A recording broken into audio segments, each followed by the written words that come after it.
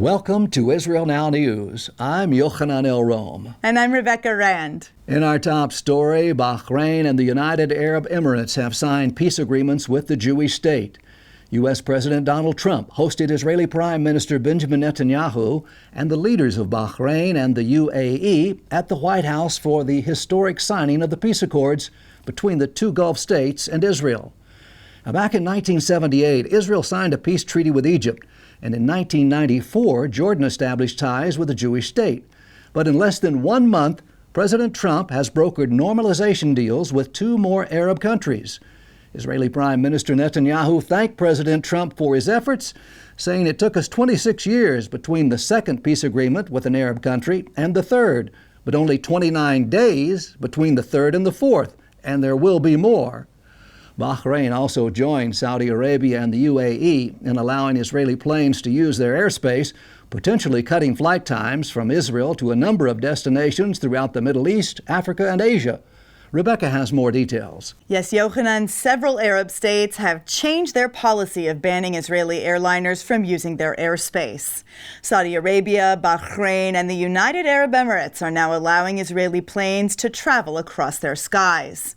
Moving forward, President Trump has been negotiating with the government of Morocco to allow direct flights between Israel and the North African country. Rabat does not hold formal ties with Jerusalem, but it does allow Israelis to visit. Morocco is home to the largest Jewish community in the Middle East outside of Israel. About 3,000 Jews live in the Arab state. Palestinians are furious after the Arab League refused their demands to harshly condemn the normalization deal between Israel and 2 Arab states. The Palestinian leadership demanded that the pan-Arab body unequivocally reject the recent peace treaties. But when faced with the League's desire to compromise, PA Foreign Minister Riyad al-Maliki instead chose to denounce the Arab League for what he called its uselessness and hypocrisy. The Palestinians have formed a new terror group to fight against the normalization agreements and have announced the start of a third intifada. A statement regarding the launch of this new militant faction was broadcast on the PA's official television station, indicating that it has the blessing of the Palestinian leadership. The announcement called Israel the major enemy of the Palestinian people and vowed that the group would continue revolution and resistance until it achieves the victory of a Palestinian state with Jerusalem as its capital. Meanwhile, Palestinians responded to the news of the historic peace in the Middle East by firing more than a dozen rockets into Israeli communities.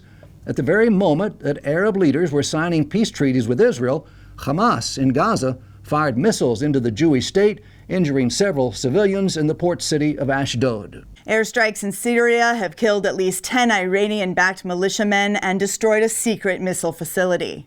One attack on a munitions depot near the Iraqi border claimed the lives of several pro-Iranian fighters.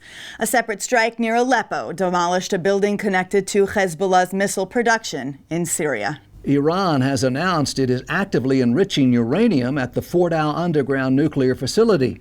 In his briefing to an Iranian news agency, the head of the country's atomic energy organization recently reported that 1,044 centrifuges are currently active in the heavily fortified installation, and he boasted that the hardline Islamic Republic was amassing stockpiles of enriched uranium. In May of last year, Tehran announced that it would resume activities at the secretive nuclear facility. In early September, the International Atomic Energy Agency reported that the radical Shiite state had stockpiled 10 times the amount of enriched uranium than what is allowed by the 2015 Joint Comprehensive Plan of Action. President Trump has taken a strong stance against Iran's nuclear program by nullifying the ineffective JCPOA deal and imposing harsh sanctions against Tehran for furthering its rogue nuclear program. In a follow-up to a story that we reported on last week, Tehran ignored all international pleas and executed Navid Afkari. The champion wrestler was involved in an anti-government protest and was arrested by Iranian authorities. He insisted that he was brutally tortured into giving a false confession to committing a murder, which led to his conviction and death sentence.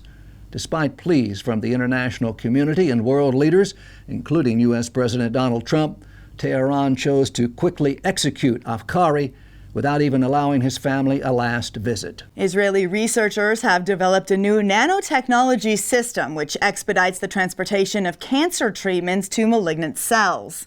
They believe this new delivery system will increase the effectiveness of cancer drugs as well as address medication resistance. This protocol allows doctors to use multiple cancer treatments to attack malignant cells from multiple directions simultaneously and with greater intensity. Professor Ronit Shachri-Farino, the head of the Department of Physiology and Pharmacology at Tel Aviv University's Sackler School of Medicine, said, "The platform we have developed is modular in nature and can fit a range of drugs. We believe it has tremendous potential for treating a huge variety of diseases." The Knesset has approved a nationwide lockdown during the Jewish high holidays. The closure will likely be in effect for 3 weeks, spanning from the onset of Rosh Hashanah until after the 8-day Feast of Tabernacles festival. Jerusalem has chosen this drastic measure to curb the dramatic rise in coronavirus morbidity. Ahead of the closure order, Jerusalem's Great Synagogue announced that it will be closing its doors for the high holidays as well. This is the first time that the synagogue has turned Jewish worshippers away for Rosh Hashanah, Yom Kippur, and Sukkot since it opened. The management cited the Jewish principle of pikuach nefesh, or the preservation of life, as the reason for closing its doors. Jews and Christians are working together to harvest grapes on the mountains of Samaria. The prophet Jeremiah foretold that when God rebuilds the house of Israel, the barren hills of Samaria would once again be planted with vineyards.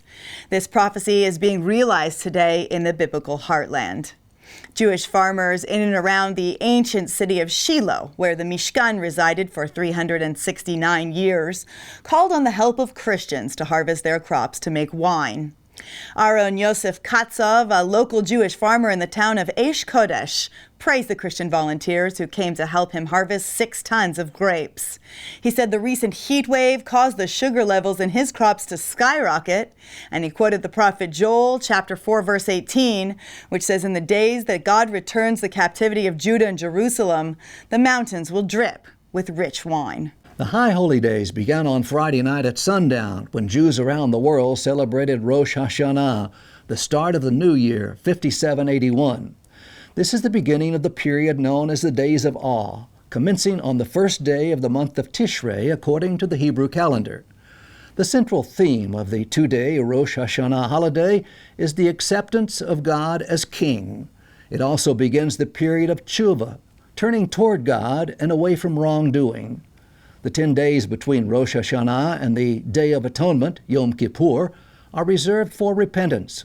Customary traditions on Rosh Hashanah include the sounding of the shofar, or ram's horn, 100 times, as well as the eating of symbolic foods, such as apples dipped in honey, to evoke a sweet new year. We here at Israel Now News would like to wish all of our viewers a wonderful year of health, happiness, and peace. Shana Tova.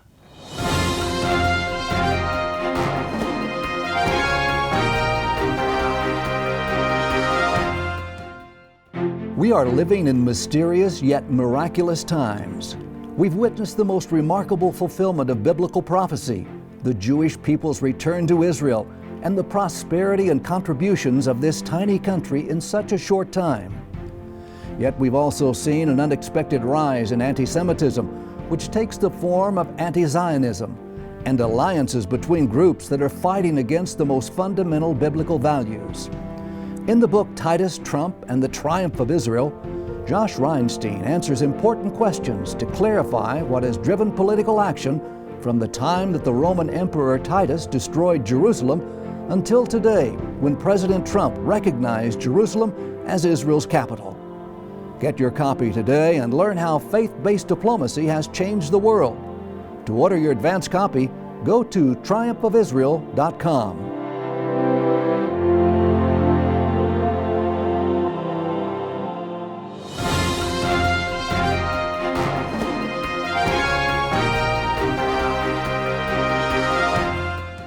That concludes the news portion of our show. Stay tuned for Ask the Source with Josh Reinstein.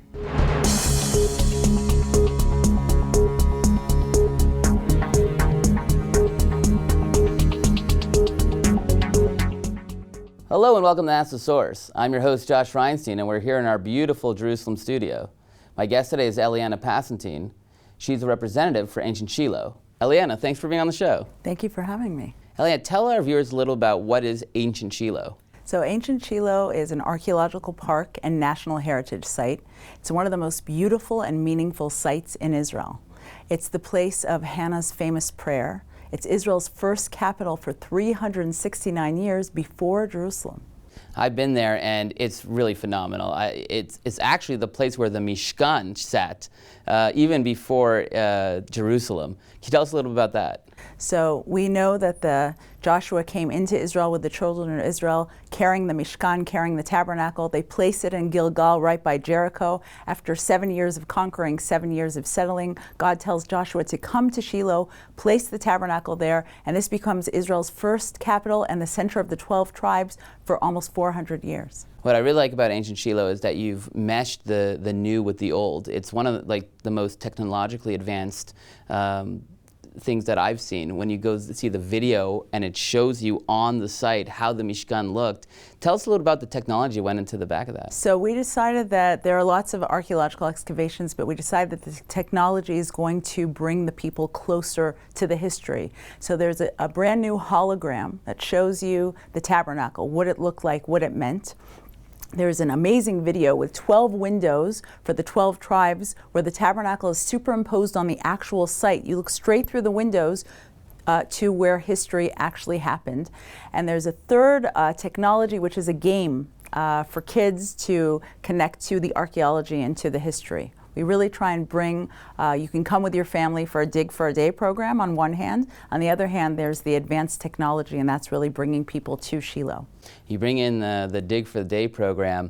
One of the most amazing things is that you've actually found the jugs that were carrying the spices and the senses that were sacrificed on the altar to God. It's remarkable. What does that mean to find all that pottery and all that history that connects us to the land? It's amazing, and I can tell you that just this summer we've uncovered a huge building from the Second Temple period, which is later than Shiloh, with a cardo, with like a main road, and we think and we hope that that might be the road of the pilgrims that came 3 times a year to Shiloh so many thousands of years ago. So the finds are incredible, they're exciting. Every summer we find more, and so every time you come to Shiloh, there'll be something new. I remember the first time I went to Shiloh, it was kind of sparse, there weren't many people, but the last time I couldn't even get in there.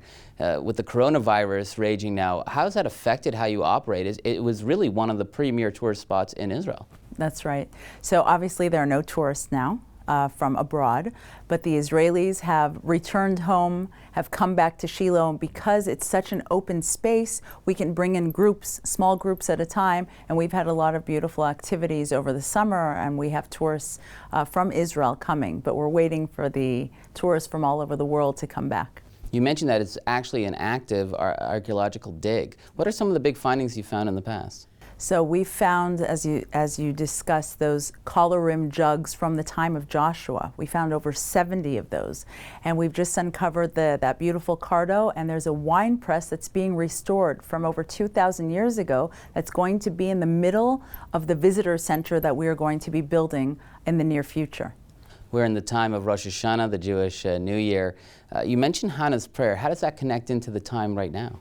So Hannah's prayer, in all the synagogues all over the world, we recite it on Rosh Hashanah because we believe that Hannah discovered that she was pregnant with Samuel the prophet on Rosh Hashanah. It's a time of prayer. It's a time that people come from all over the world, especially at these times, to Shiloh to pray. Women come to pray for children. People pray to get married. I get people writing to me on Instagram asking me to pray for them at the site, because this is where Hannah prayed for a savior for Israel and Samuel the prophet, who will later anoint King David and build Jerusalem. You mentioned something, and we'll move from the practical to the spiritual. There are actually women who come to Shiloh who can't have children, and they write you afterwards stories about how they got pregnant. What does that mean to you? I have, my WhatsApp is full of photos of babies, and the Instagram account that I run, Ancient Shiloh, I get private messages and pictures of children that were born. It just brings tears to my eyes. It's incredible. It's really, really. There was a family from the States who the father was very, very sick, And he knew that it was terminal, but he came and he prayed, and he knew that, he has nothing to lose. And a year and a half later, he came back to say a prayer of thanksgiving for his health. And there are stories like that all the time. I could go on and on and on about these incredible stories and incredible miracles that happen in Shiloh. You don't just work at Ancient Shiloh, you live there and you practice what you preach. You have 8 children. What's it like balancing family life in this biblical area and also working with Ancient Shiloh and getting other people to understand what's going on there? So my family is a part of what I do. They come on the excavations with us, they volunteer in Ancient Shiloh, and my home overlooks the place of the biblical tabernacle. When we were building our home, just starting the infrastructure, we found pottery shards from 3,500 years ago. I took them to be dated at Bar Ilan University, where I was studying at the time, and they're from the time of Shiloh, belonging to Jewish families from thousands of years ago who would break the pottery, break their bowls after they'd had their holy sacrifice, because according to Jewish law, once you've eaten in this holy vessel, you cannot reuse it. Broke the dishes, and we have broken dishes from Jewish families from over 3,500 years ago all over our backyard. My kids, every time they're out in the garden playing, they say, "Oh, we found another piece of pottery from ancient time." It's part of their life. They know where Shiloh is. We host guests from all over the world at our outlook in our backyard. We take all of our guests on tours, and I drop them off at the dig, and they know how to look and to work with the archaeologists and pick them up at the end of the tour, get them an ice cream. It's part of our life. It's really interesting. It used to be more religious and people who were involved in, seeing the real fulfillment of biblical prophecy were coming to Shiloh, but now it's kind of an international sensation. You have celebrities coming, business leaders. I saw an NFL player crying at Shiloh just a few months ago. What's attracting all these people from different walks of life to Shiloh? I think that people are looking for something new and different. People are looking for an experience, and people want to feel something. And in Shiloh, you just walk in and you have this feeling. You don't have to be a believer. You don't even have to know the background. But once you walk through and you can feel, you can touch, you can dig, you can smell the incense, it's an experience. It's very interesting you mentioned that, because that is something that I felt. It's not just that it's spiritual, but you can actually smell the incense from thousands of years ago. How do you explain that? Well, it says in the Talmud that an old man once said to me, "I went walking in ancient Shiloh and could smell the incense between the walls." Now, how is that possible? The Talmud was written way after Shiloh was destroyed. How could he smell the incense? And I always take my groups and say, close your eyes. I promise you, you can still smell the incense.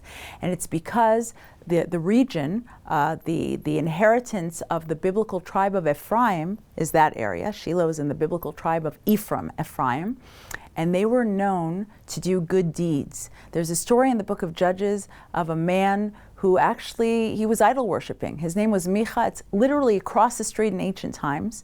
So he was maybe supposed to be punished, but according to Jewish law, we know that the smoke from the idol worshiping and the smoke from Shiloh mixed together, and that was like a prize for him. Why was that? I say he had an Airbnb. He opened his home to people who would come and sleep over, and he was a host. And we learn that that's a mitzvah, that's a good deed. And because the people from Ephraim did such good deeds, we say that you can still smell the incense, because it's the good and the kindness of that tribe from so many thousands of years ago. Eliana, there are literally millions of people watching this show. What message do you have for our viewing audience? Well, we are waiting for you to come back to Israel, come to Shiloh. We are excavating. We have new signs, new bathrooms. The shop is waiting for you. We're waiting for you to come back. We're going to welcome you in Shiloh, and we hope you return soon. Thank you, Eliana, for being on the show. And thank you for tuning in to Ask the Source. I'm your host, Josh Reinstein, wishing you a happy Jewish New Year. Now back to the studio.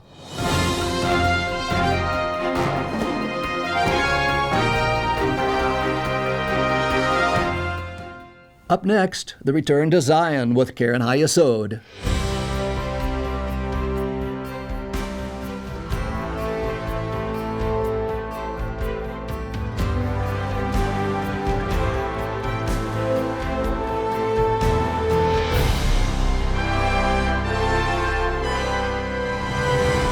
Hello, and welcome to the Return to Zion with Karen Hayesod. I'm Sam Grunberg, World Chairman of Karen Hayesod, the leading official fundraising organization for the State of Israel. Today, Ukrainian Jews are in great danger as they live in war-torn Ukraine. Help us fulfill the biblical prophecy by bringing our brothers and sisters back home to safety. God bless you from Jerusalem. I will even gather you from the peoples, and assemble you out of the countries where ye have been scattered, and I will give you the land of Israel. Ezekiel 11:17.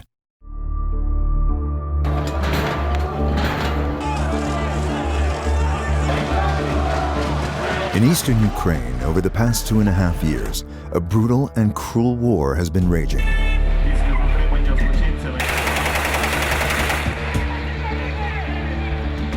A savage war without clearly defined front lines.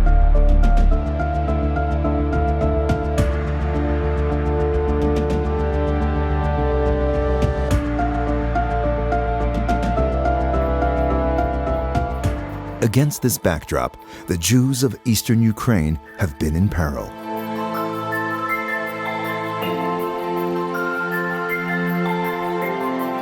The donors of Keren HaYesod from around the world have heeded the call and have come to their rescue. Our supporters realize that the window of opportunity to rescue these Jews may slam shut.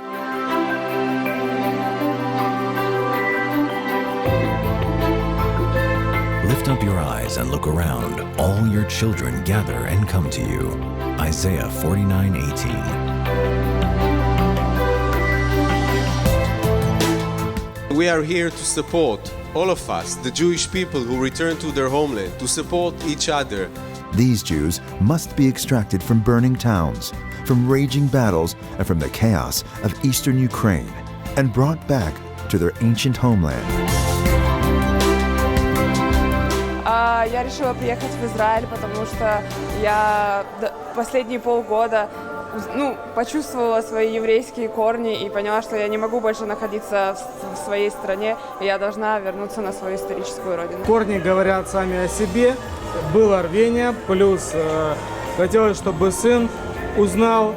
Воссоединение с семьей, наша семья здесь сейчас, папа, мама, сестра. Большое волнение, но как-то у меня сразу, как мы прилетели, какое-то ощущение было правильности нашего выбора. Для будущего нашего ребенка в первую очередь. Keren HaYesod's friends around the world have been stepping forward to enable this life-saving effort to continue. Many thousands have already been rescued, yet many thousands still remain in eastern Ukraine. They must be brought out now. Through Keren HaYesod and our partner, the Jewish Agency, our dreams, our prayers, and our hopes are coming together in fulfillment of the biblical prophecy that foresaw the return of the Jewish people to their ancestral homeland. Behold, I will bring them from the north country, and gather them from the uttermost parts of the earth. A great company shall they return hither. Jeremiah 31:7. The situation is highly unpredictable, and we must not miss this chance to help. We cannot let them down. All possible resources must be mobilized in this effort. You too can play your part in this crucial mission as Keren HaYesod provides these Jews in distress with new lives in Israel. Join us. We must not forsake them in their time of need. Due to the coronavirus pandemic, we're expecting a massive wave of Aliyah from Jewish communities all around the world. Help us bring them home. Let's bless Israel together. To donate and get information, visit khisrael.org. Ladies and gentlemen, Mr. President, this day is a pivot of history. It heralds a new dawn of peace. For thousands of years, the Jewish people have prayed for peace. For decades, the Jewish state has prayed for peace. And this is why today we're filled with such profound gratitude. I am grateful to you, President Trump, for your decisive leadership. You have unequivocally stood by Israel's side. You have boldly confronted the tyrants of Tehran. You've proposed a realistic vision for peace between Israel and the Palestinians. And you have successfully brokered the historic peace that we are signing today, a peace that has broad support in Israel, in America, in the Middle East, indeed in the entire world.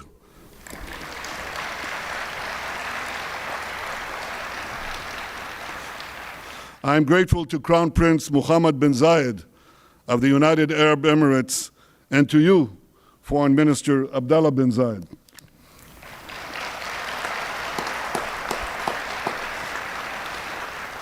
I thank you both for your wise leadership and for working with the United States and Israel to expand the circle of peace. I am grateful to King Hamad of Bahrain and to you, Foreign Minister Abdul Latif Al-Zayani, for joining us in bringing hope to all the children of Abraham.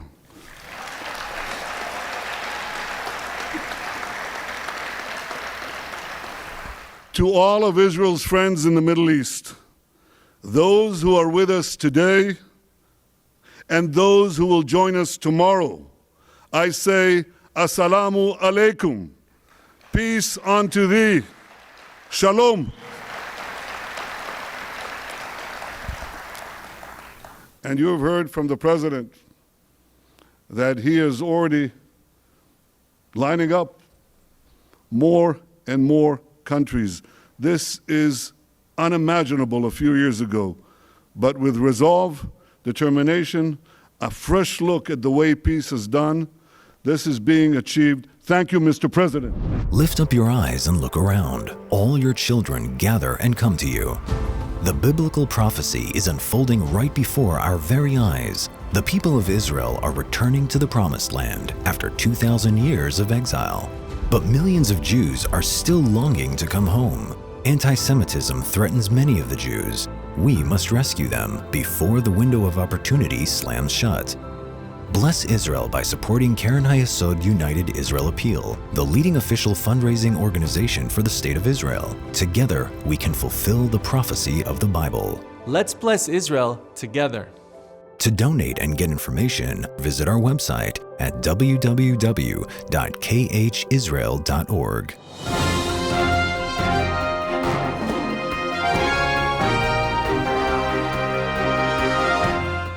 That's all for this edition of Israel Now News. I'm Yochanan El Rome. And I'm Rebecca Rand, reporting from our studio in Jerusalem. Please join us next week for all of your Israel updates.